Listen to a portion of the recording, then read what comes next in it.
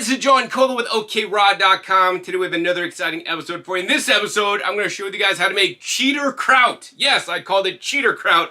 Basically, what we're going to do is we're going to make sauerkraut the easiest way possible. I've been making sauerkraut for so many years now from scratch and all these other ways.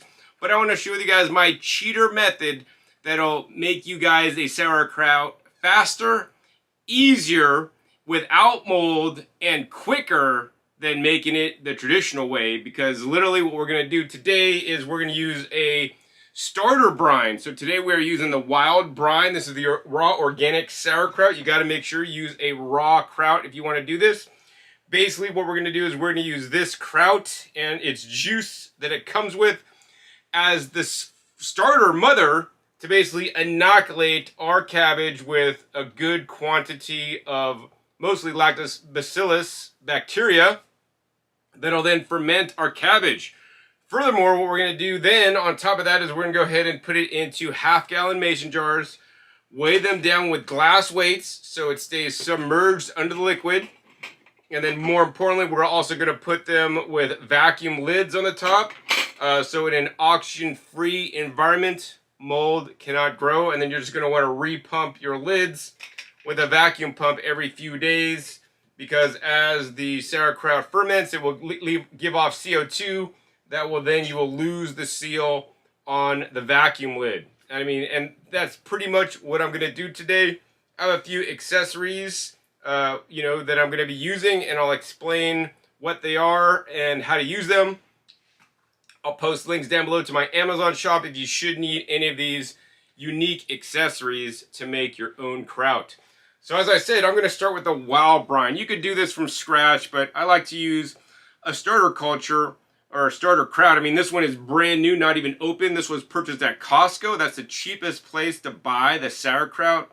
And you might be thinking, John, why are you going to make additional sauerkraut when you could just buy it and use it as it is? Because when I buy it and use it as it is, to me, it's not good enough for a few reasons. Number one, they add more salt in here than I would like. And by adding additional cabbage to it and diluting the salt even more, that'll actually lessen the salt serving or sodium serving I'll be getting into me when I eat the sauerkraut. Second thing I don't like about this kraut is that it is not using the purple cabbage or red cabbage, whatever you want to call it. It uses the standard green cabbage that then turns into this kind of like yellowish color. And the purple cabbage is significantly more anthocyanin rich. These are the purple pigments that make the purple cabbage purple, and anthocyanins have been researched in published studies to have many positive beneficial health effects. And the third reason, of course, is that I could buy organic cabbage. Actually, each one of these heads was just $1.50 per head for a lot less than I can buy the kraut for. So for all these three reasons, that's why I'm making it myself. All right. So the first thing we're going to do to get started is we're going to go ahead and open up this kraut. And the first thing you want to do is you want to pour off the valuable liquid in the kraut. So I simply have a glass here with a canning funnel and a sieve, and we're going to basically just carefully pour out the liquid. We're going to put this liquid aside because we will add this back in later. We don't want to keep it, the same, because this is going to be very important to have this separate later on. So as you guys can see, we almost got a full 16 ounces of liquid from our wild brine kraut. So we're just going to go ahead and put our liquid to the side. Next up, we're going to go ahead and take the rest of the kraut, and I'm just going to put it in this large bowl. I like to have a large bowl as my work area. And we're just going to dump the rest of this kraut into the bowl. And there we go. We have the rest of the kraut in the bowl. All right, next step, we're going to go ahead and we're going to want to shred up our purple cabbage. You could do this with a knife if you're super into knives and stuff, but I want to get the perfect slices every single time. So today I'm using a Cuisinart food processor with my slicing disc that is set to like really small, because this is very important. I want to cut the shreds as thin as possible so I have the most BSA or bacterial surface area. The more that you cut the cabbage and the sides are exposed, the more area you have for the bacteria to get in there to digest the cabbage and to make the probiotics and the secondary metabolites that the lactobacillus and bacteria, beneficial bacteria, will produce. So I guess that's what we're gonna do next. All right, so basically I was able to cut the cabbage into quarters, and we're just gonna go ahead and stick this into the food processor, and we're gonna get shredding. So as you guys can see, in no time at all, we shredded that whole cabbage into shredded cabbage. So we're just gonna go ahead and once again take our huge bowl, and we're gonna go ahead and dump all our shredded cabbage into the bowl. All right, so much time was saved with this amazing food processor. All right, here is our second shredded cabbage going right into the bowl. All right, so now we have a big bowl of the original sauerkraut as well as our shredded cabbage. Next goal, take a spoon and mix it all up. You're gonna try to get the sauerkraut mixed up with the cabbage so that the pieces are evenly distributed. All right, so as you guys can see, I got a really good homogeneous mix with the sauerkraut mixed into the purple cabbage that I just shredded up. It's kind of like getting a bit wet, and the goal here is basically to get the already made sauerkraut that has a lactobacillus in there touching and coating all the other pieces. So now the lactobacillus will transfer to the virgin cabbage and start fermenting it. So we need to give it an ideal fermentation vessel. So what is that? For me, that is a mason jar. They're easy, they're convenient. I store nuts and seeds and so many different things in mason jars. I always have them laying around, and I love, of course, the half-gallon mason jar. You could do this in a quart size, but the bigger the better for me, because I like to make lots of kraut at once. To make it easier, you could just, try to put this in the mason jar without a funnel, but I am using a stainless steel canning funnel. If you guys need any of this specific equipment that I'm using today, link down below to my Amazon shop where I will have a category for fermentation and my recommended products, all right? So the next step is we're just gonna go ahead and spoon in the kraut into our jar. All right, very important step. While you're filling your jar, maybe once you get to a quarter of the way full, you definitely need to stop because there's more action you need to take. The action is you will need a tamper to tamp it down.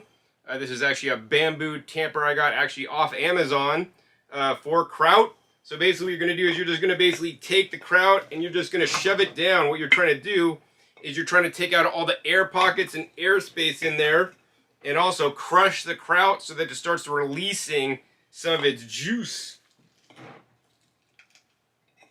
Also, the more air you press out now, the better experience your kraut will have, and the less bacterial growth you will have because you're excluding the oxygen. All right, I could definitely see some juice coming out of my cabbage here. Next thing is, once you got this tamped down, you're gonna take a little bit of that sauerkraut juice you poured off the original wild brine, and then you're gonna just pour it in. Not too much, you just want a little bit so it goes all the way down and kind of seeps in between all the cracks. Then you're gonna go ahead and then continue to fill. All right, so once again, once you fill to a certain level, maybe to like half, you're gonna then want to, once again, take your tamper and tamp it down to extract the juice and also to take all the excess airspace out. All right, next up, add a little bit more of that sauerkraut juice. And do I need to tell you guys what you got to do next? You got to fill up more and then tamp it down again. So we got it more full, and now we're going to once again tamp down again. All right, this time, guys, you could really see some of the juice starting to come up in there. And once again, once we tamp it down, we're going to add a little bit of juice. Try not to use too much juice. Just a little bit every time, and I'll actually pour it over my bowl, so if this does spill, I won't lose any. All right, next step, do it again. All right, we filled it again. Now we're just gonna once again, tamp it down. All right, now you can really see the liquid starting to come up when I'm tamping it down. I literally tamp it down, and now it just, all the liquid rises up, so this is definitely a good sign. That's definitely what you wanna see. All right, so this one's not quite full yet, but I think we're gonna stop on this one, and we're gonna go ahead and fill up our other jar to use the rest of our kraut. And I'm just gonna fill it the exact same way. I'm gonna fill a little bit, tamp it down, add some juice, fill it a little bit, tamp it down, add some juice. I think we'll do this off camera to save you guys some time. All right, so as you guys can see, I got both these filled up, and very important, you don't want to fill it up to the brim, because it's not going to leave enough off gas or breathing space for your ferment, and when it could bubble over. I've done that so many times. So pretty much I don't like to go past the shoulders where it actually starts to kind of round in. So you can see if I press this down as hard as I can, you guys could literally see all the liquid coming up to the top. So that's really what you want to see. That's very important. And once again, you're going to want to give it a final pressure down. Put all your weight on it so it's pressed down and compacted down towards the bottom of the jar as much as possible. And you guys could really see it on this one. There's a lot of liquid in here, which we pressed out, and also the added juice we added already. And then, of course, the other thing I like to do is I like to just get rid of all the extra juice. So I just go ahead and pour it in there so it's about even in both jars, because this is another very important thing. We want the cabbage and the sauerkraut that we made to be completely submerged under the liquid. If it is not completely submerged, then it is not likely to ferment properly.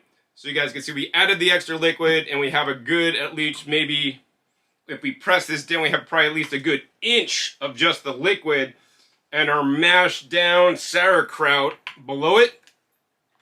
Pretty much same with this one as well. All right, but we are not done yet. Now you also need to make sure that this stays down, and you're not going to be sitting there tamping it down every single moment of the day. So I have these actually glass weights. Very important. I recommend glass or ceramic weights that have little handles, and you're just going to drop this down on the top, and that's going to actually weigh down the cabbage to keep it under the water level. And this is a very important step, guys. Don't leave out this step. And once again, when we put that in, you guys can see the level of our liquid once again rose up, and it's, you know, still no higher than the line on the jar. Most people would stop here and just put like a, you know, mason jar top that is loosely, you know, put on the top, which you could do. That being said, you still have oxygen in here, so then that's going to be a problem, because if it doesn't remain submerged underwater, something floats to the top, oxygen gets in there, because we want to, you know, we want to ferment this in an oxygen deprived environment. Going to cause mold growth, and rogue bacteria could grow, because we really want to create a situation so only the lactobacillus and other friendly bacteria grows in an oxygen deprived environment. So that's why I don't like to use the standard lids. What I like to use instead are the vacuum lids. You could get special vacuum lids for fermentation. I just use the same vacuum lids that I use to store my juices and smoothies and fresh produce and heat processed foods in the fridge. Just use the same ones. Once again, links down below to my Amazon shop for my fermentation idea page that'll have all these products listed. So we're just going to put these lids on, and then we're going to use a vacuum pump, and we're going to pump it up. So I want you guys to look carefully at the mixture as I pump it. So can you guys see what's happening? A lot of air bubbles are being pulled up to the top, so you just want to pump it like once. Air bubbles will rise up to the top, as will the liquid level will rise up as well. So you don't want to pump it too much so that liquid starts to come out. That would not be good. So I think it literally just took 2 pumps. 1 pump and then 2 pumps, so no liquid comes out. And if you guys could look closely, you guys could see literally air bubbles coming up from the bottom that we're displacing. You know, one of the goals, that's why we tamped several times during the process to get the air bubbles out. This is another step to remove even more air bubbles that most people would do. So now we have literally an oxygen-free environment. At this point, I'm going to say maybe it's like, you know, oxygen in the jar is reduced by 50%. And over time, this will sink down, and then you could pump it a little bit more. Over time, also, as this ferments, it'll release, you know, carbon dioxide, and then the vacuum lid will come off. So every day you want to maybe just check it and pump it once if this water level goes down. Literally, this is how easy it is to make sauerkraut. All I'm going to do now is don't put this in the fridge. We need to have it a good temperature. So this kraut would like to ferment, you know, around 100 degrees. And if you do it at 100 degrees, you know, not in the sun, of course, you know, you could be done in a day or two, right? In Puerto Rico, when I go down there, they make kraut that's done in a day or two. People like, don't believe it. That's because it's quite hot and humid down there. In the summertime, this could be done in 2 to 3 days. in the wintertime, if it's colder out and, you know, of course you're doing this in your house, which is like, you know, I don't know, 70s to 80s range, could take up to 5 days. But I guarantee you, making kraut this way, my cheater kraut, will be done faster than just making kraut from scratch. Because think about it, we are inoculating it with all that juice as well as the kraut itself. We are basically turning the Costco kraut into something even more nutritious and even a lower cost per serving with lower sodium content as well. So that's pretty much what I wanted to show you guys today, how I make cheater kraut.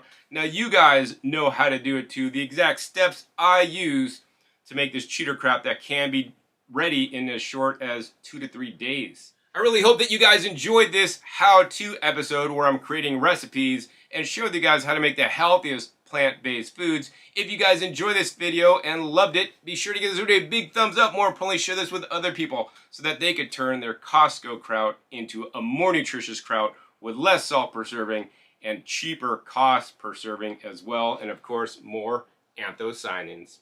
Also, be sure to click that subscribe button right down below so you miss my new and upcoming episodes. I'm coming out every 5 to 7 days. You never know what recipes or what new knowledge bombs or information or interviews I'll be having on this channel to educate you guys about the power of eating more fruits and vegetables and other plant-based foods. Make sure you click the little bell so you get notified as my new videos come. And finally, be sure to check my past episodes. The past episodes are a wealth of knowledge. Over 800 episodes at this time on this channel dedicated to you guys all about how to eat more fresh fruits and vegetables, even fermented foods, and the other healthiest plant foods on the planet. So with that, my name is John Kohler with OKRaw.com. We'll see you next time, and until then, remember, keep eating your fresh fruits and vegetables and fermented foods. They're always the best.